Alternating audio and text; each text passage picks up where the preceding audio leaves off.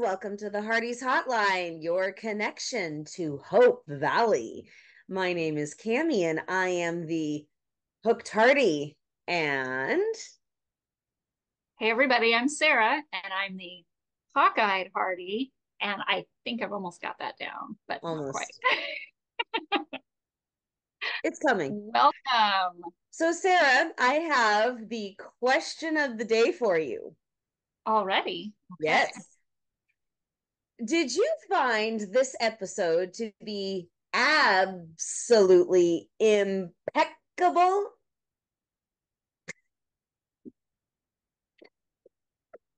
Yes. Let's just say yes.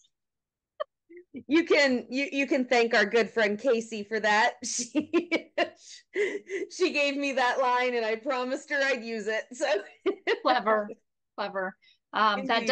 does prove I don't have these questions in advance because I was not prepared for the Aaron Praco level puns. That was good. Now I wish I said I'd thought of it, but I would have been lying. So thank you, Casey. And speaking of Casey, uh, if you haven't already, you might want to head over to our Insta story or our Instagram page, Hardy's Hotline, because you'll find a little treat over there. I'm not going to tell you what it is because that would just ruin all the fun. So hopefully But it's it's tied to that question of the day. oh, So completely. it's worth checking out. It is absolutely worth checking out. Hopefully it will still be in the story by the time we get We this are this, out, but it's but it's in on the the reels. page. There forever. You can always find it there. If you're watching this in a year, you can go back and find it. It's worth it. Oh, it's totally worth it. So report back, everybody. You can comment on the reel itself. You can comment on this episode on YouTube. Just let us know, hey, I heard about it and I checked it out, so I like it, or Yes. what on earth were you thinking? Whatever your opinion is, just be nice. You know, And if you can incorporate a pun into your answer, you'll get bonus points. bonus, absolutely, bonus points. I'll Just try to come up with something later when I have time to be clever. just warning label, make sure you know who it is. Make sure you know who the two people are. That's all I'm going to say. All right. So, I mean, we might as well. Well, We're there. So, I think so. So we are talking about season 11, episode 3, steps steps forward. forward. And And this is quite the step forward. it is quite the step forward for the show because we have not come close to this level of I was intrigue. talking about the characters, but yes, for the show as well. It's taking a step forward. I guess the closest that we got was Bill in the hot springs in his very manly swimsuit. I don't want to laugh because love you, Jack Wagner. Um, that But wasn't where I would have gone with closest that we've come to that kind of a scene. it's the closest we've come to a man being shirtless. And That that maybe yes. Yes. that's what I'm Yeah. talking about. Okay. Okay. I would probably more closely compare the scene with Jack chopping wood, but in terms of like intensity level, Oh, Jack chopping wood. Sorry, what? sorry, yeah, we've lost her. We've lost her, Hardee's. We'll I'm back. we'll come I'm back. back. I'll talk about the episode and then we'll check back in with her at the end, and she might be ready to say a few more words. Might be recovered by then. All right. So, one thing that I will say is, we have the gasp of shock we have the embarrassment, we have the leaving quickly, and then we have the smirk. Smart. The smirk, which obviously means there's a little more to it than that, than just the embarrassment and the shock. So, I mean, Mhm. because I'm a woman, obviously, I know what the equivalent would be for a woman in the 1920s, but I don't know exactly how inappropriate it would have been to see a man without his shirt in 1920.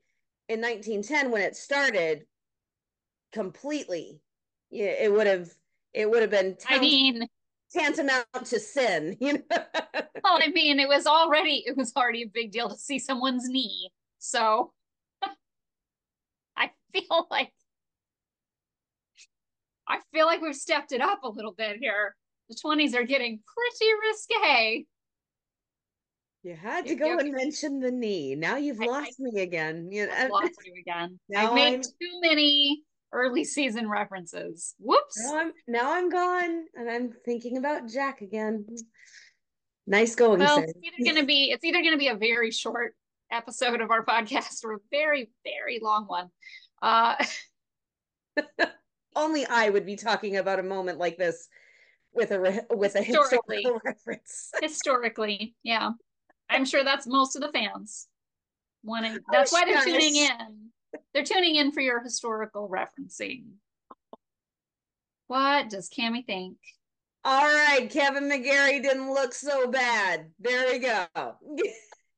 Is that what you wanted? Well, I mean, all that they seem to be saying that they want these days is normalcy. That word came up a lot. And it's really interesting because every time normalcy came up, Nathan got very insecure. Yeah, That's good, right? Normal's good. normal's a good thing, right?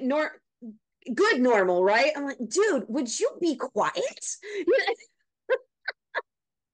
I mean, he's not putting his foot in his mouth as much as he could have. No, the Uh, shirt off did all that for him. yeah.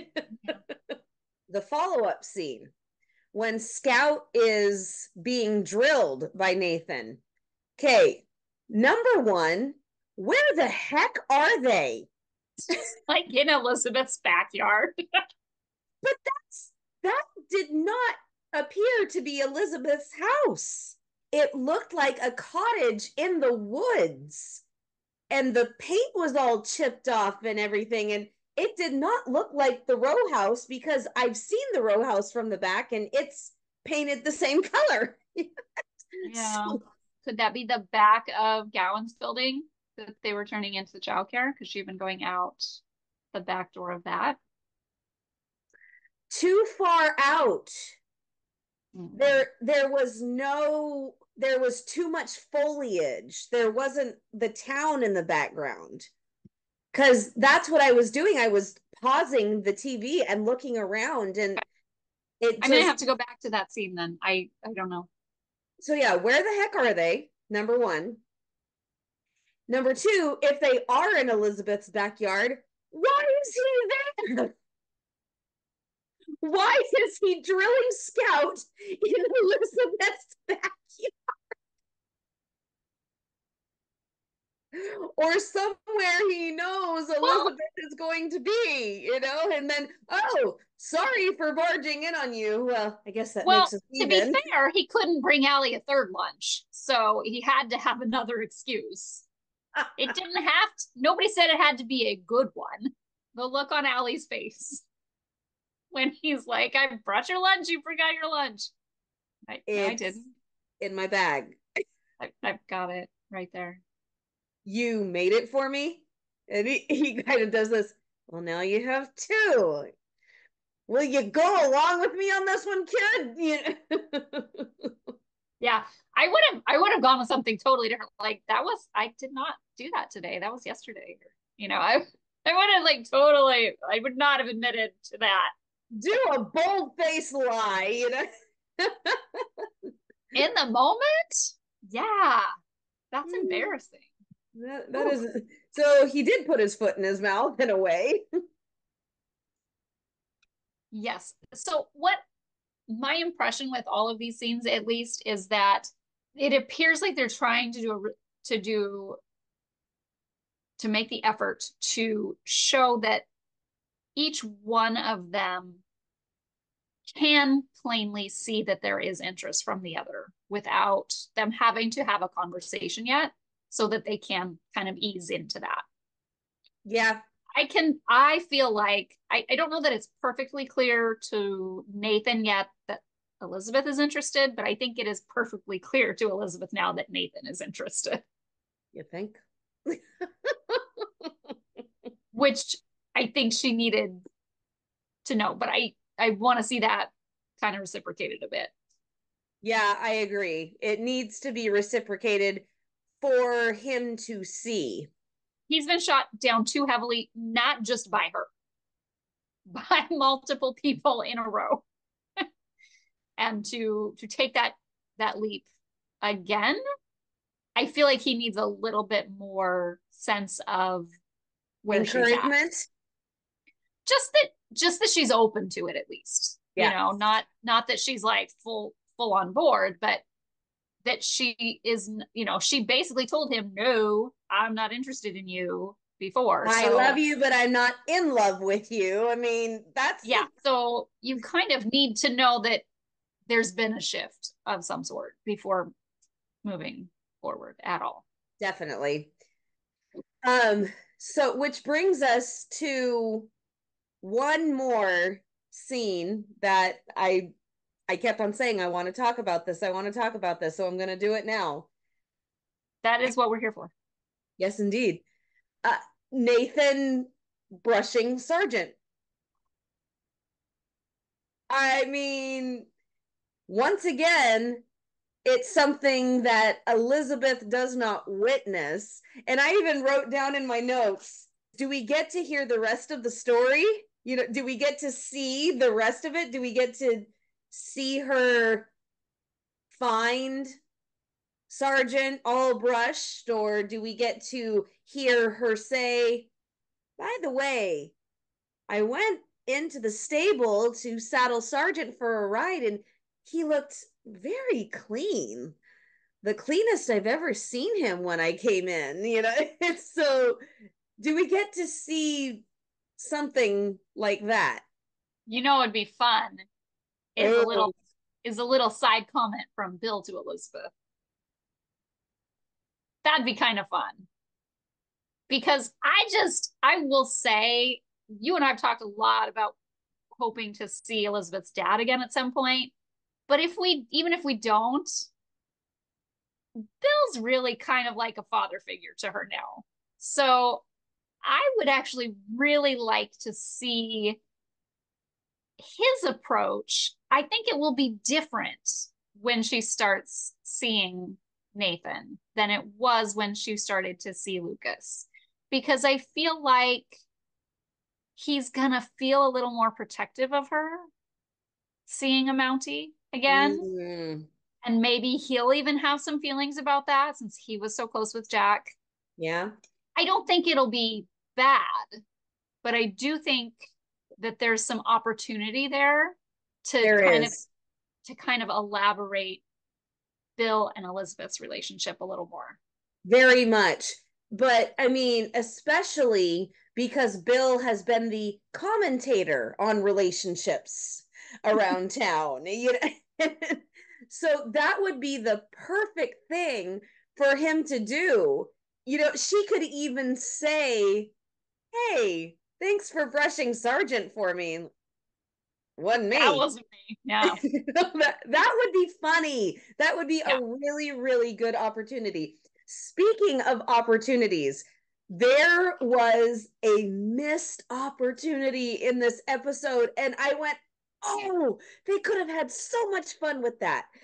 Okay. So when Lucas comes into the school to ask Elizabeth for a favor, she Mm-hmm. says, Lucas, Toby says, Governor Bouchard, wouldn't it have been so cute for him to say, Governor Bouchard, or Mr. Bouchard? And Elizabeth goes, Governor Bouchard. It just Mm-hmm. little quick business that would Yeah. have been really, really fun to, because they're so used to seeing him around town, and they're used to seeing him around the schoolhouse from when he was engaged to Yes. their teacher. So, Yes. And I almost took it the opposite way, that she wasn't recognizing that immediately. She fell into, oh, Lucas. And they reminded her, like, dude, he's the governor. Don't you need to like that's a good don't point. and so she like is in that awkward phase of like, I haven't really talked to him much. I don't really know where we're at. But she's very familiar with him and has not called him Mr. Bouchard in a very long time. So wasn't thinking of formalities in any way. She's not going to address him as governor herself, Right. unless in an extremely formal setting. Um, and so I took it kind of the other way. Like the kids were reminding her of the formality of the situation Hmm. because of where she's at in her headspace about him right now. Even if Toby had fixed it himself, though, Yeah. I think that would have, because that would have had the same effect if she had said Lucas and Governor Bouchard. Whoa, man, that's a mouthful. It is a really big mouthful. Yeah. I'm having a hard time getting my mouth around it. But but but yeah, maybe that's why they struck the line. Maybe it was too hard for Toby to say. Yeah. Maybe.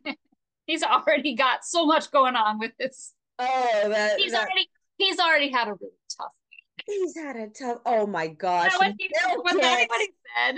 Was that what he milk. said? Was I've really Yes, had a week. I've had a really tough week. I'm like, milk it, milk it. Yeah. So I mean, give him one easier line. But I mean, that could be our title for this week. Milk it. Everybody and their dog was milking a lot of situations. Speaking of Elizabeth and getting used to the difference, I I admit I snickered at this when Elizabeth was so upset that Lucas didn't tell her that he was coming to town. I thought, Yeah. That yeah. why? Why would he tell you I'm coming to town to start work on the resort? That I'm working on There's no already. Not news. there's no reason. Yeah. There's no reason for him to quote unquote report to her. No. And she's all upset, and Rosemary, for oh my gosh, for once Rosemary is doing the humoring. Everybody always humors Rosemary. This time Mm-hmm. Rosemary is humoring Elizabeth. I'm like, well, you and I know he has an affinity for surprises, trying to soothe it over. And I went, huh, Yeah. we have had a switch in roles here. Elizabeth sits back and pouts like a little kid. I'm like, sweetheart. Wasn't a real pout. That was a No, you it wasn't. that was a you bested me. I get. Yeah. Yeah, I know, but it looked very funny. And I know that was the point of the Yeah. scene, is to make it look funny, but I just thought, Yeah. oh, honey, we need to we need to take this breakup a step further. Mm, If you're that upset that he didn't tell you he was coming to town. right. Lucas Bouchard's coming to I can't even do it with a straight face. Oh my.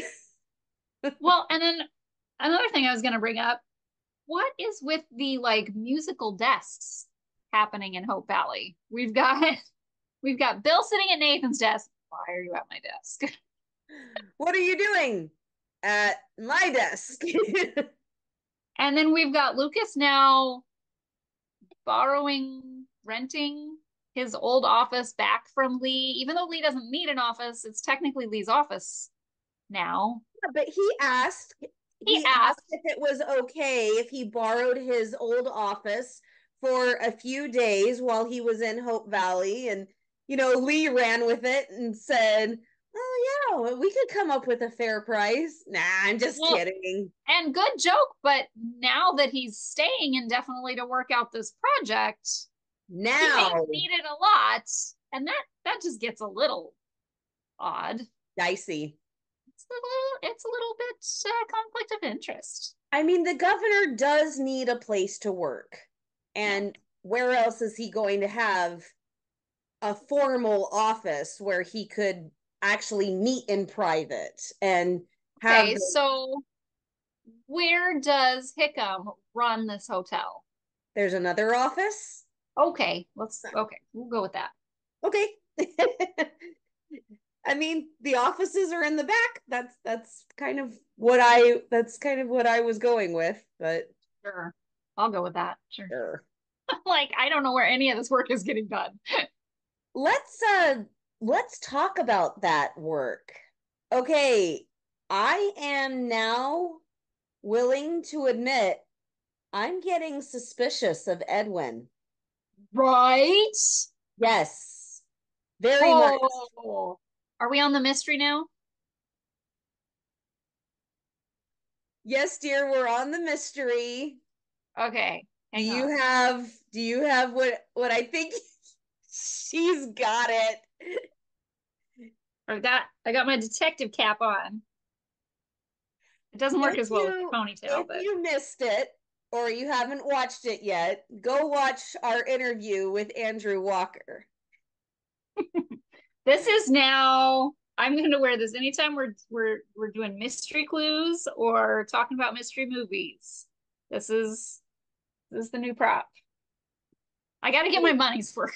I You had this and I had to get this for something else. I now have it. It makes sense to use it.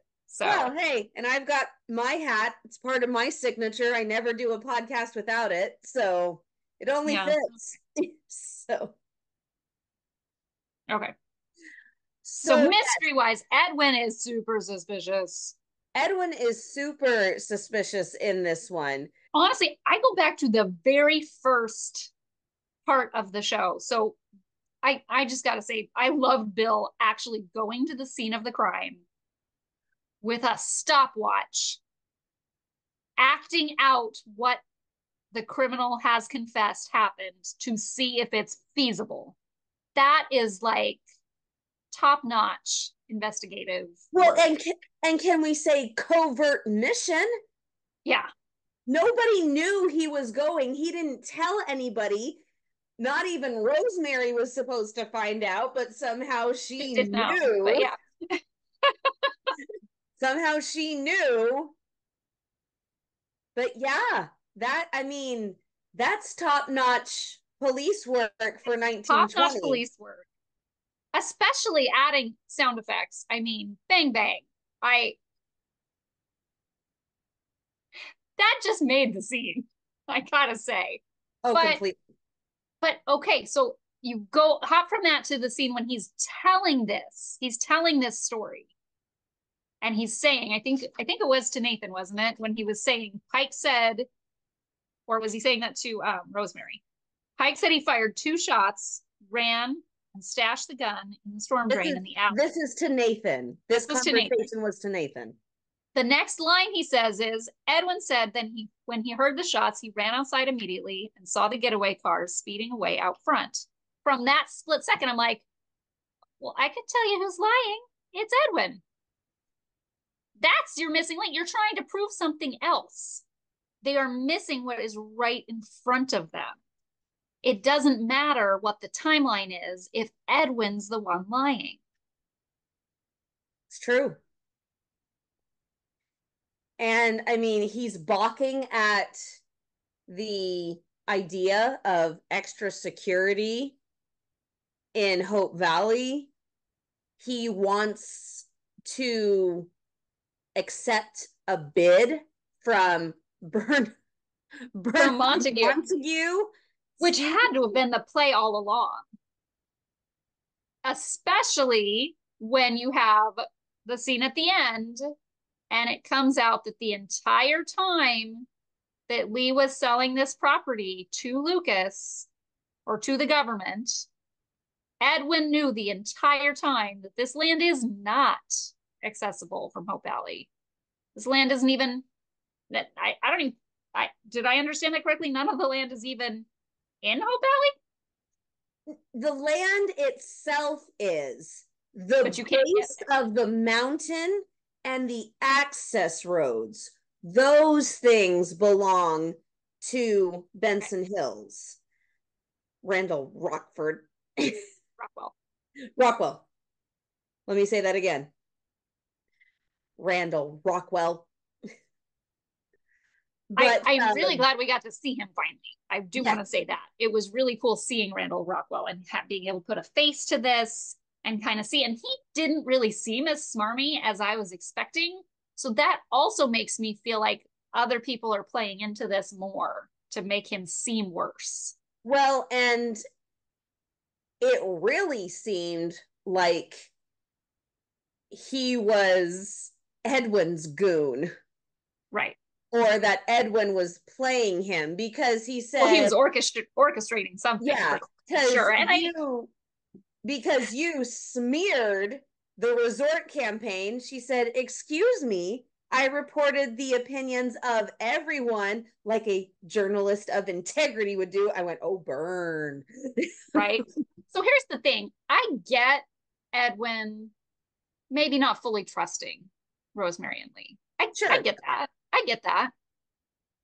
However, if your heart is in the right place, if you are truly trying to support Governor Bouchard and work under him and help support his vision, you're also going to take into account that he clearly very much trusts Lee and Rosemary. And I think it'd be one thing if he was heavily pressing Lucas to talk to other newspapers or to include other people for publicity. If he's saying like, man, we really have to diversify. We cannot only give exclusive interviews to the Valley Voice. Like we really need to be getting it spread out and getting multiple perspectives and getting that throughout the Valley so that it's not just these people, right? That would make sense. But instead he's hiding it from Lucas and trying to backpedal later. Well, and Lee told him about the land, and I mean, he got caught with his hand in the cookie jar because Lee said right out, "I told you that, Edwin, when we sold you the land." I'm like, "Excuse me? What's going on here, Edwin?" Yeah. And even if you had the best of intentions, that is not something you keep from your boss.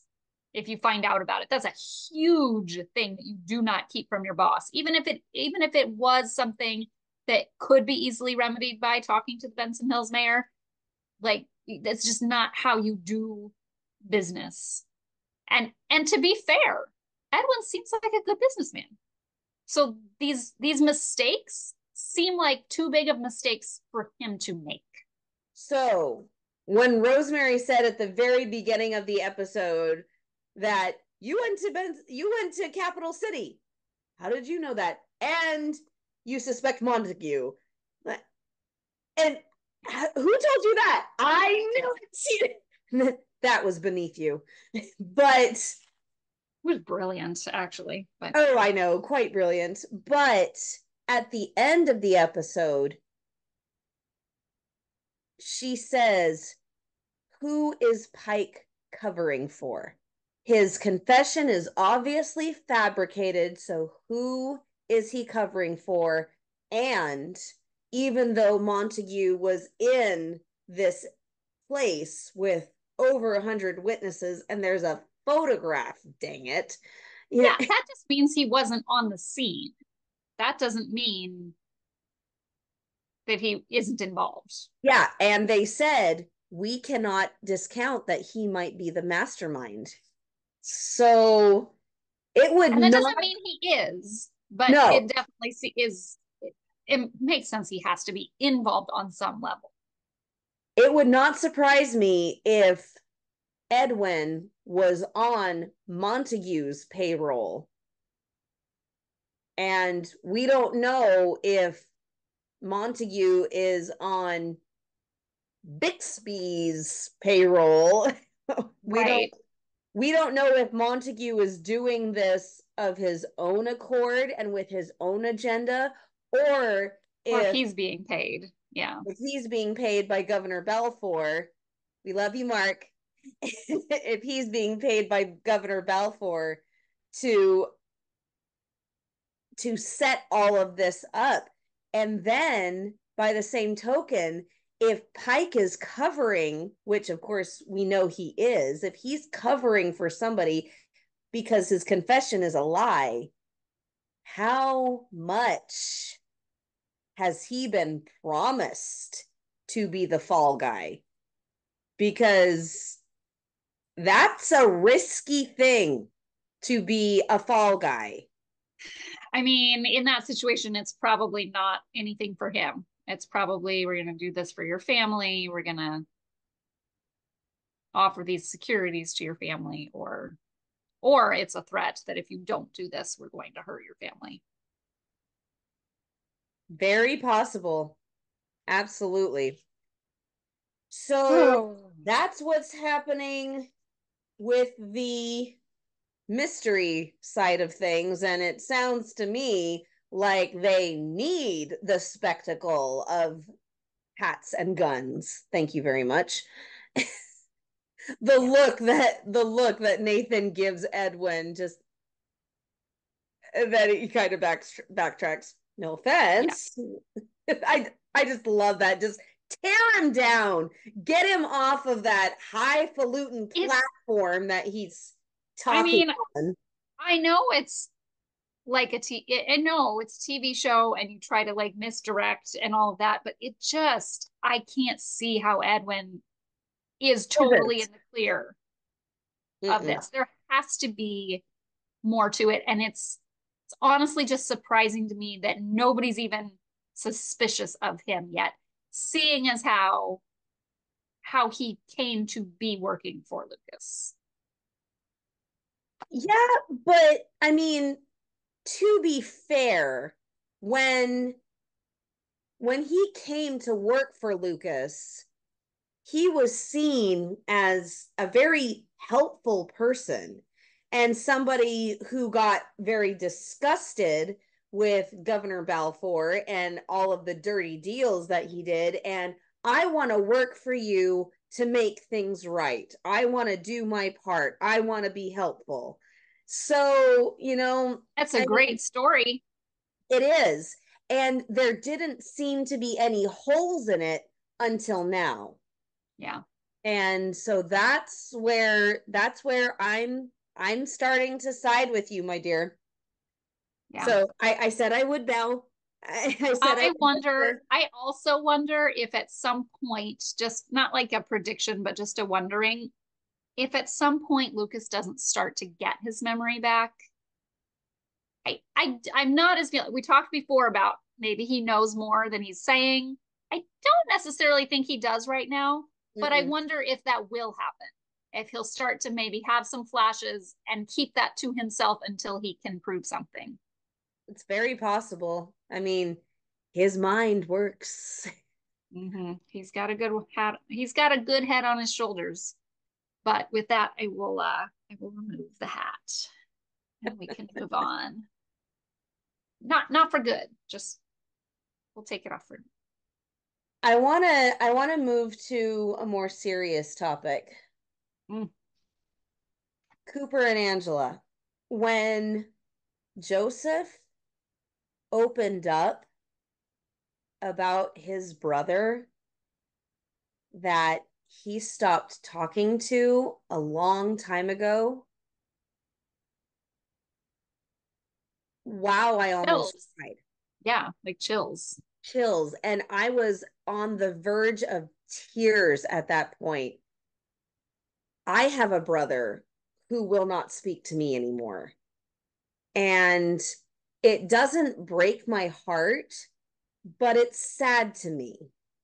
And so it's sad to me that we're siblings and he has no interest in trying to keep that relationship. So hearing that coming from Joseph on the screen, it caught me completely by surprise. Mm-hmm. And I just went, oh, Right. I was not expecting to hear it at all. And then, oh my gosh, the way that Joseph described siblings, best friends that God Himself blessed you with for life. Oh, that's that's deep. It is deep. That's deep. And may not be blood, but made me so glad you're my sister. Oh, love you. I love you. But even more than that, they did not take it as a lecture from dad. They took it to heart. I mean, I just had to come down on my 13-year-old this morning, and it was in one ear and out the other. And so, and I know I have to say this to myself constantly. It's written for TV. It's written for TV. It's written for TV. Well, in that scene, actually, what I was thinking was, what I wonder if it was kind of hard for them to keep a straight face because he is their dad. And they are siblings. And they are siblings, and they probably have fought, and he probably has tried to tell them not to do that, to knock it off, appreciate each other. And I just like, if it was me, if I'm that girl and my dad is, and we're trying to act this scene out, I'd be bursting out laughing. I'd be like, there would be moments where it would be kind of hard to really take it seriously because it's so close to reality while being so different. Yeah. Um, it just struck me as interesting. Um, but but such also, it made it so much more real knowing that he's their dad, knowing that he's having this kind of parallel conversation to real life. I saw an Instagram post by Viv. It was wishing his wife a happy anniversary. And there was a picture of the two of them as teenagers. So Oh. they have known each other a long time. And then he said, even from a young age, we both wanted the same thing. Family is everything. And the rest of the pictures were of the two of them and their kids. And so that made the scene mean even more, to know that the actor himself feels that family is everything. Mm-hmm. And to see the two of them not only apologize, but admit what was bothering them, that they used to spend all this time together, and now all of a sudden they have lives that are separate from each other. And Yeah. so they don't spend as much time with each other. And so both of them feel left out. So they got that out. They forgave Mm-hmm. each other. They both apologized and they both made it right by giving of themselves and replacing the thing that they ruined. Mm-hmm. It just, Yeah. if I, so first I was talking as a sister, now I'm Mm-hmm. talking as a mother. If two of my kids did that, number one, I'd fall over flat on my face. And, but I I would be so touched. I Nothing could touch me like that. Yeah. It would be incredible. It would be I mean, incredible to see my kids make up like that. yeah, no, siblings are Tricky. so complicated and so simple. Um, right? I mean, I feel like that's how you have to describe them. No, it's Um, true. so yeah, I have two daughters and they're 2 years apart, so they are constantly at each other's throats. It's such a love-hate dynamic. Most of the time it feels like the hate is winning and is louder at least. I hear you. I hear you uh, so much. but my 13-year-old is on an overnight week-long school trip this week, and she called for the first time last night and literally called to like they had a half an hour to make the phone calls home, and she waited till 2 minutes before the devices were going to be taken away to call, so she wouldn't have to talk for very long. So she didn't get a chance to talk to her sister. She just talked to me for very briefly till she was not allowed to use the phone anymore. Dirty, bad, nasty. So I made it very clear. I was like, tomorrow you're calling earlier because your sister is sad and misses you. And so she did call, had, we had about 20 minutes with her tonight to talk, and it was very sweet. And the younger one's like, I miss you. I love you. And the older one said it back, which is like, She did? she said it back. That's fantastic. Yeah. It's like, okay, I'll take it. I don't need I don't need a fancy, long, drawn out conversation, but thank you for, just that you knew that made her feel better. And whether you felt it deep in your soul right now or not, you knew that was a really important thing to do and say. So that was good. And see, that's kind of one of the reasons why sibling rivalry in my family, my own family right now, bothers me so much, is because I don't have the opportunity to build a close relationship with my siblings anymore. It's just something that I really want to fix in my own family. I We didn't, all do that. We take yeah. what worked well for us growing up and what didn't, and we try to find those Yeah. ways to find the best of both worlds for our families. And I say some of the same stuff that Joseph, not so eloquently, but but I know I I can't think come up with those. I know they're great. It's like I don't have a team of writers behind No, me. It's weird. darn it all. I wouldn't be surprised if Viv kind of read the He script might and, have. ooh, that's good. I need to That's use good. I'm that going to at use that at home. home. But yeah, I often say family is forever. Your friends are gonna come and go. Family is forever, and that's the way we need to treat it. And with the dynamic in my original family being the way it was, that's why I have gathered family. And okay. And that's why people like you mean so much to me. So, And that is why Joseph and Minnie have so much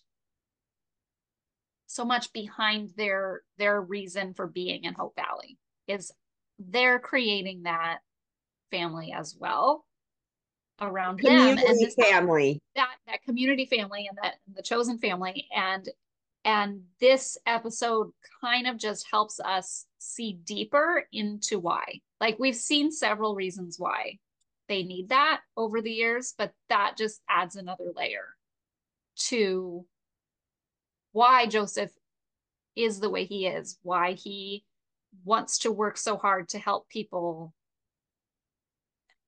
both in the church and outside of the church, just in the community, giving so much of himself. And so I'm really interested in this. I'm really looking forward to hearing more of this backstory that he was not willing to go into at that moment.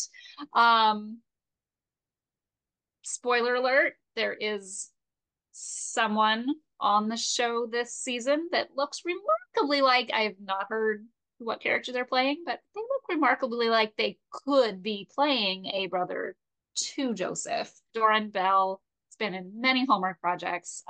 Really looking forward to seeing. I assume he's going to be Jacob at this point now that we've had this piece of information dropped on us, but it is also possible he could be another family member. We don't know what happened with Jacob.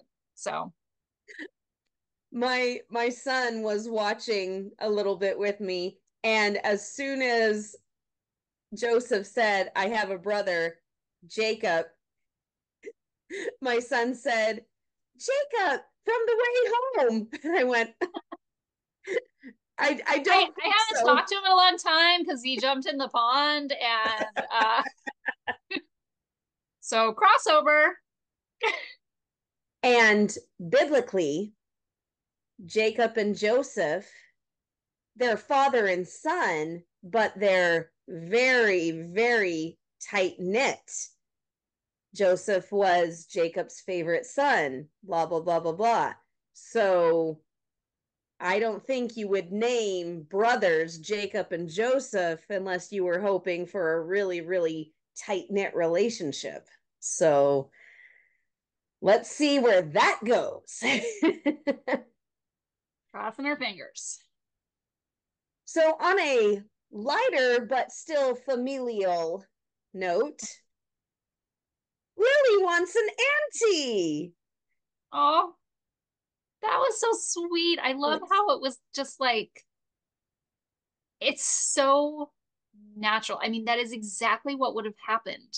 You have a little kid who, first of all, feels very alone and doesn't feel like she fits in. She's staying with someone she just met, and her family is gone and hurt and in the hospital. And like, you're just like, and she's constantly getting into trouble because she's messing with stuff, Yeah, I mean, her mind would be all over the place for a little girl like that. But then you add in the fact that this young child who's trying to make sense of the world around them is spending a whole day with these two other kids who do have this close bond and this close connection. And they each, Goldie's mommy is Jack's auntie, and vice versa. And like, don't have that. They have that. Why don't I have that? What's wrong with me? I mean, that's exactly how a young child's brain would unravel that kind of information. And it was just so great. I think, a lot of people have been talking about, getting back to the classroom and all of the Elizabeth teaching moments and everything. But like, this to me was just, even though there was nothing to do with the school, it was really just another example of a great way that the show does really reflect just the reality of family and children and human development, I guess. Like, it really is so realistic in how they deal with these very small everyday challenges. Well, and something that dawned on me, it took me a couple of times, but something that dawned on me is Goldie and Jack don't have blood aunties there in Hope Valley. Yeah. Both of those relationships that Lily mentioned were not forged by blood. So for Faith to not shy away, for Faith to just plunge in and say, "You have me. Would you like me to be your auntie?" Boom. Immediate acceptance. Yes, I would. I would like that very much. And she fulfilled something instantly for that little girl. And she did it in a very similar way that the other two children have, because that's not blood, but it still counts just as much. Yeah. And I think it also really helps cement the position that Faith is taking in her life right now. Especially, I mean, we know that it's going to last a little bit longer. Like, it's kind of seems like the arc for the season. Yeah. And so regardless of how long term it is, like we get to see it kind of establish itself and give giving that title to Faith gives her a feeling of accomplishment and like authority. Yeah. You know, like I am this role now. It is Position. not, you A know, it has not position. simply been thrust on me. It's kind like I'm choosing to be her auntie. Like Mhm.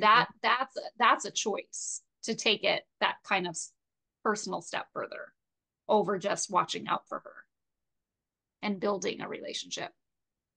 And then we see, if you'll pardon the pun, we see Auntie Florence and Auntie Minnie and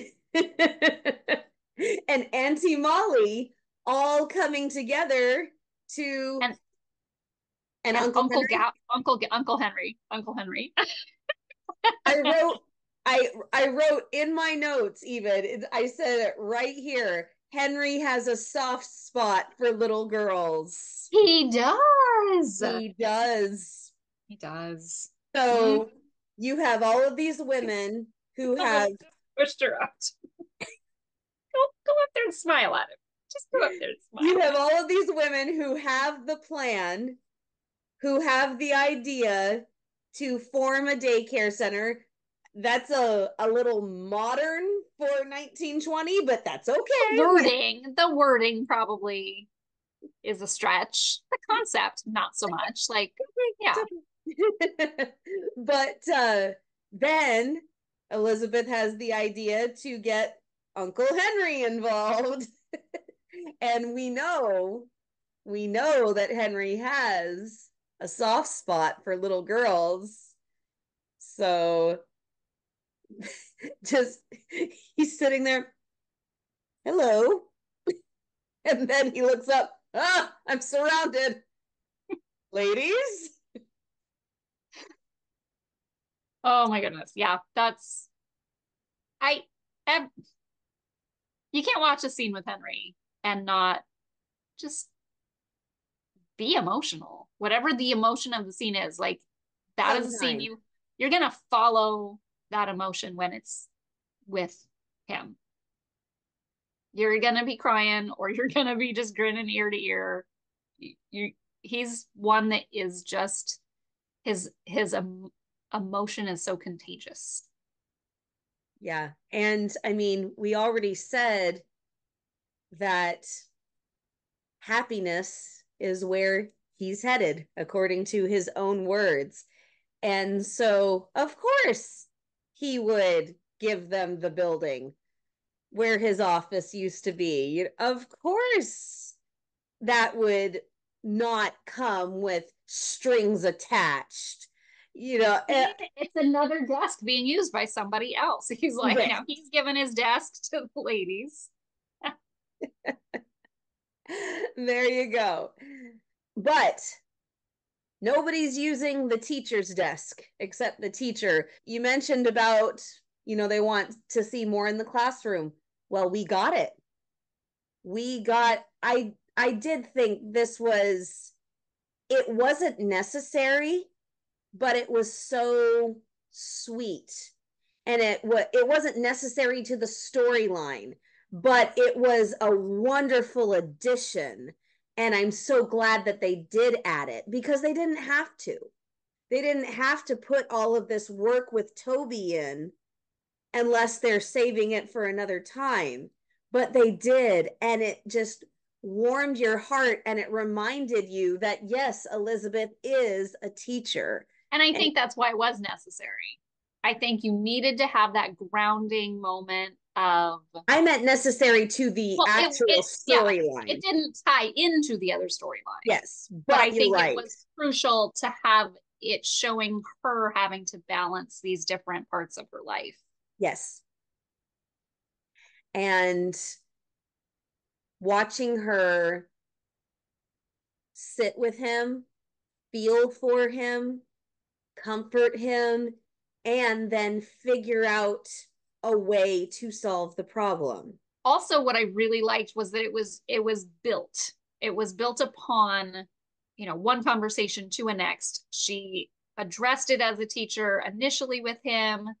They had a discussion. She told him what she expected of him and kind of treated it like a teacher usually would on the first attempt of working with a student, kind of set the expectations and move forward.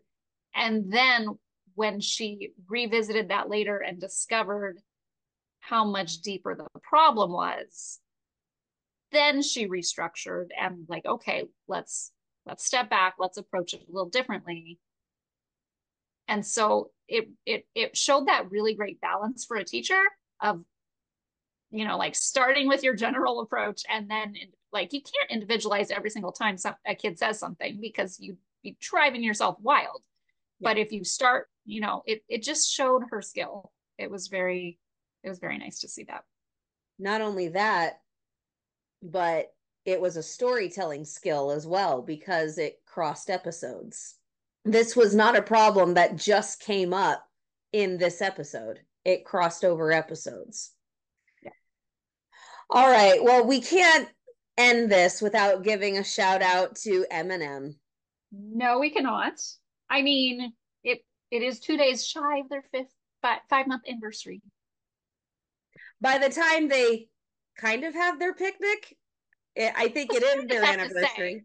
Kind of tough to say. I have to say, so the hot air balloon joke. I laughed so hard. I wrote that one down.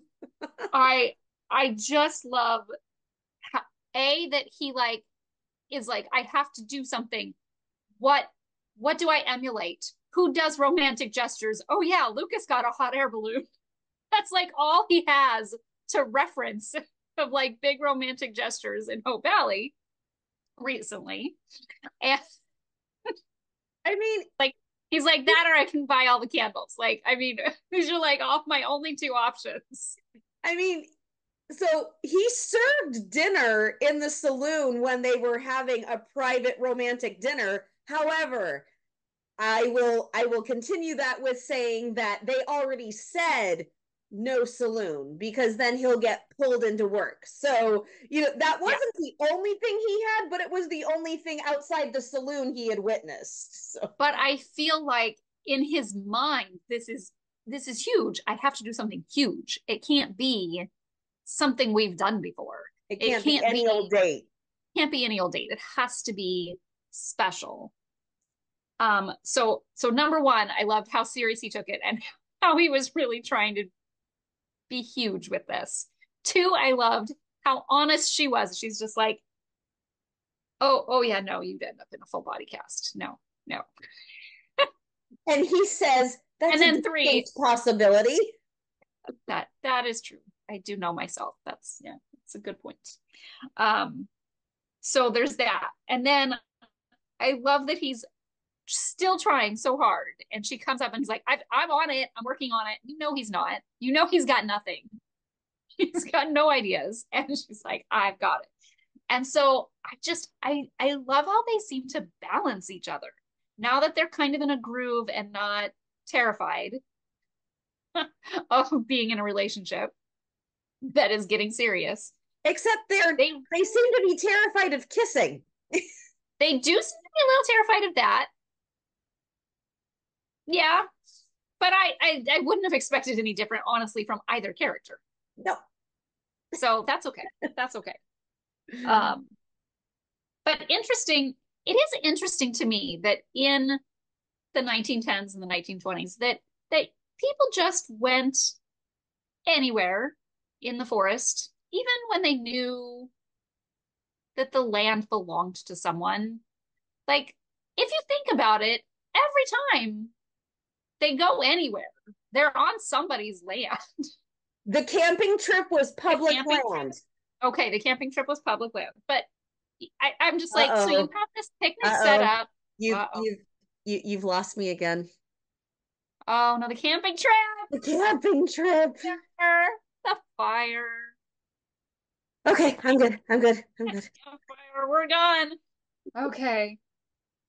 So anyway, to sum up, Mike and May, really cute. Going strong. The peck on the cheek and the run the chase through the woods.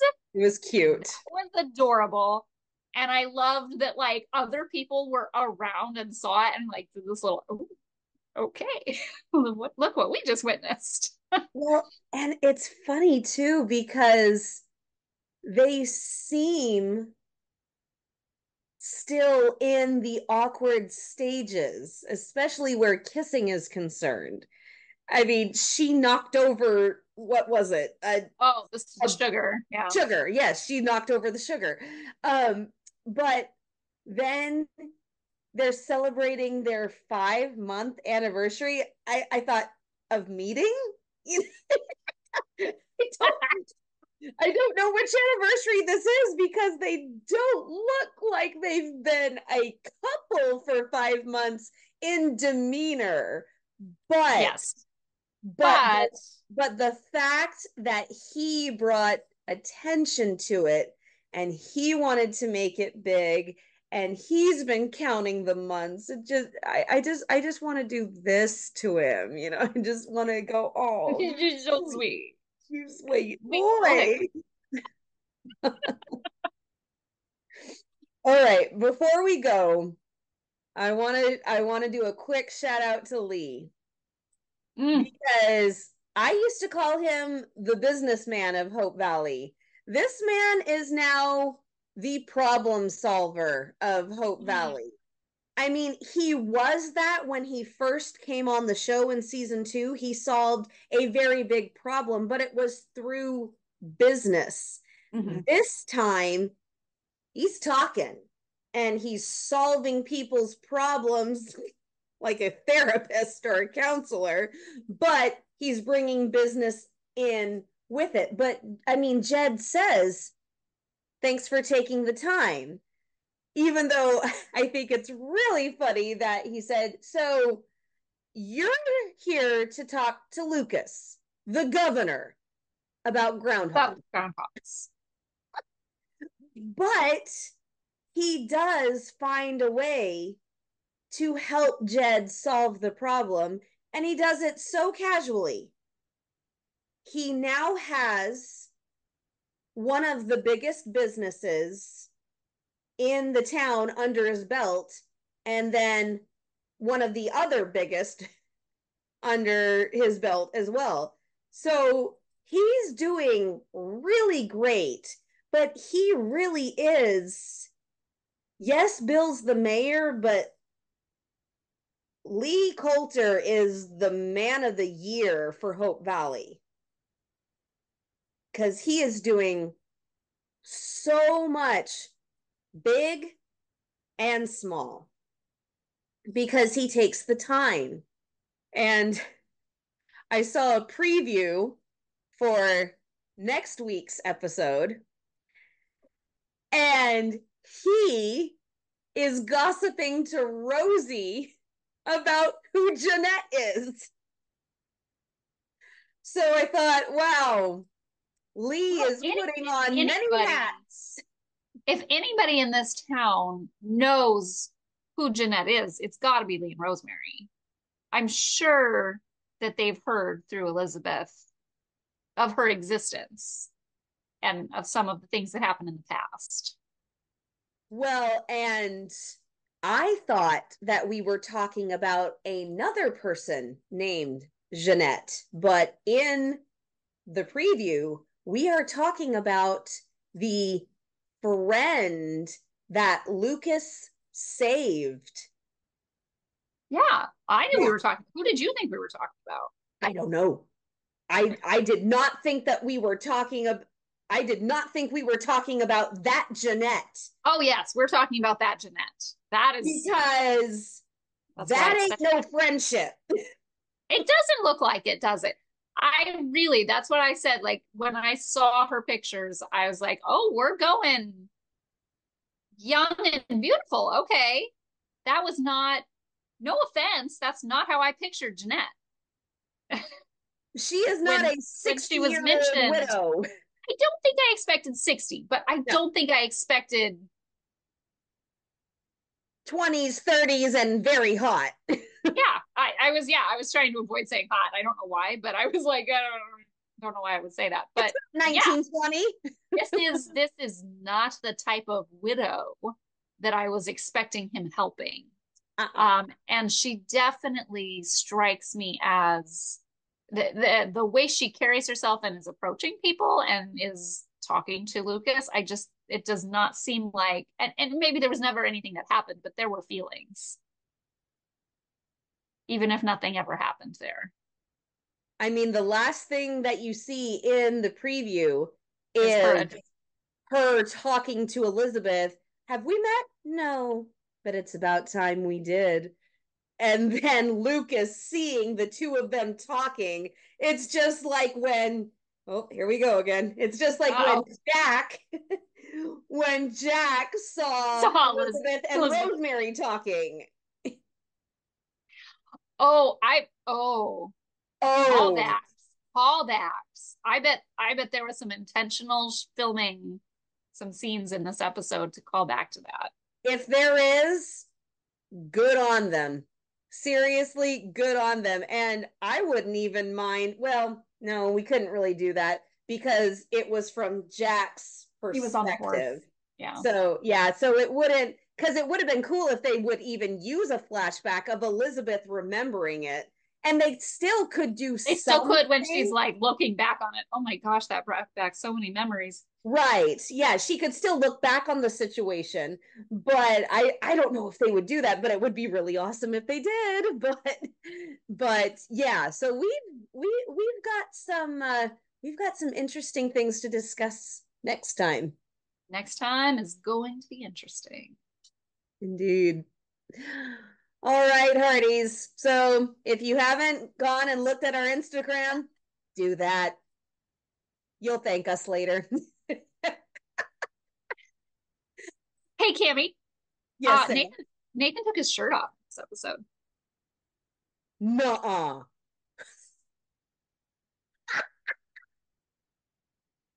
Parties, if you haven't watched episode 3 yet of season 11, we recommend it.